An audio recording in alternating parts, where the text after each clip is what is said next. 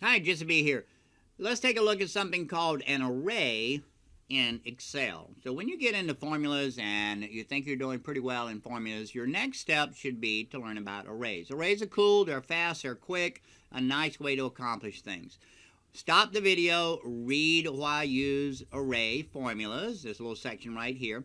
Here we are, we have this formula. We want to add some things together. So if you look over here at this information, I have the washers, the dryers, how much they cost, and then shipping costs to get them to my customer.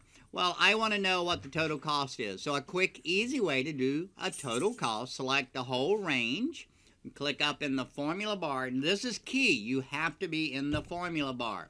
Now we select all the unit prices.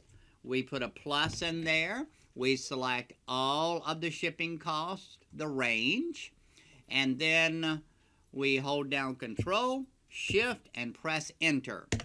There you go. There's your answer. There's an array. Isn't that cool? Now let's look at a second array. Same process, but we're going to do multiplication. Look at the multiplication symbol there. So we select our range where we want this to occur. We go to the formula bar. Remember, formula bar is the most important. You've got to be in the formula bar. So here, yes, we create a formula. So equal, select the numbers of what was sold, times the cost of each item, and then Control, Shift, Enter. Press. There you go. You've got the answer.